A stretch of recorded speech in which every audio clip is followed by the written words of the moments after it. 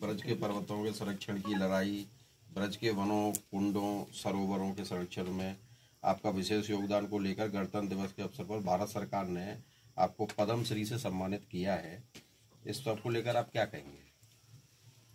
इस पद से हमें कोई फायदा नहीं है।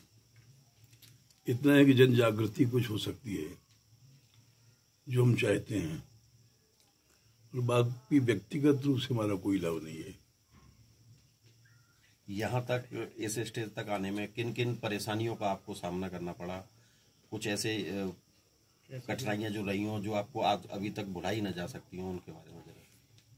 पहली तो यह हमने ब्रज सेवा का संकल्प लिया था और यमुना जी के आंदोलन में अब पहाड़ों में लगे, गहवर वन में लगे, कहीं सफलता भी मिली गहवर वन में, पहाड़ों में, और कहीं असफलता भी मिली। यमुना जी के बारे में लगे तो वहाँ सफलता नहीं मिली, किंतु उससे जनता को पता पड़ गया कि यमुना जी रोकी गई हैं, उनका पानी यहाँ अवेलेबल नहीं बह रहा है। बस इतना ही लाभ हुआ हमको। नमामि गंगे एक परियोजना चलाई जा रही है, क्या आप उनके करे हुए कार्यों से आप खुश हैं? हम किसी बात को जानते नहीं, सुनते हैं कि कुछ प्रयत्न सरकार कर रही है, इससे हम संतुष्ट हैं। क्यों संतुष्ट हैं? क्योंकि हम तो कुछ नहीं कर सकते हैं। गौ सेवा को लेकर ही आपको ये पद्मश्री पुरस्कार से सम्मानित किया गया है। आपको कितने वर्षों से गौ सेवा कर रहे हैं? जब से आए, जब से अपनी सामर्थ्य के अनुसार लगे हैं। हमारे में कोई गौ सेवा की सामर्थ्य नहीं है कि वो सारे समाज को हम जगा नहीं सकते हैं। तो हमने विचार किया 2-4 गाय हम रख लें, खुद करें। तो उसमें प्रभु ने सफलता दिया, 55,000 गायें हो गई हैं। और ये सब प्रभु ने किया है। हमारे में एक गाय रखने की सामर्थ्य नहीं है। मैं रोटी मांगने वाला हूँ, पैसा है नहीं हमारे पास। अब तक वो चलाते रहे भगवान, बिना मांगे किसी से डोनेशन की न एक्सपेक्टेशन किया हमने, ना हमने एफर्ट किया। अब वो चला रहे हैं जब तक चल रही है। जिस दिन नहीं चलाएंगे, नहीं रुकेंगे। समाज के लिए आप कुछ संदेश देना चाहेंगे हमारे चैनल के लिए? समाज के लिए हम क्या उपदेश देंगे? हम समाज के कोई प्रसिद्ध व्यक्ति नहीं है। सिर्फ हम यही कर सकते हैं, प्रैक्टिकल जो कुछ सेवा कर रहे हैं ये ज्यादा अच्छा है। सरकार से कुछ इच्छा हो गौ सेवा के लिए, कुछ करवाने के लिए, कुछ संदेश देना चाहें? सरकार से इच्छा तो रखनी ही नहीं चाहिए। मनुष्य से इच्छा नहीं रखनी चाहिए। 2 बार इच्छा किया था हमने आंदोलन यमुना जी के, दोनों में लोगों ने वादे भी किए और ऐसे वादे किए कि हमारे यहाँ भी लोग बिगड़ गए आपस में, इनकी बात मान लो।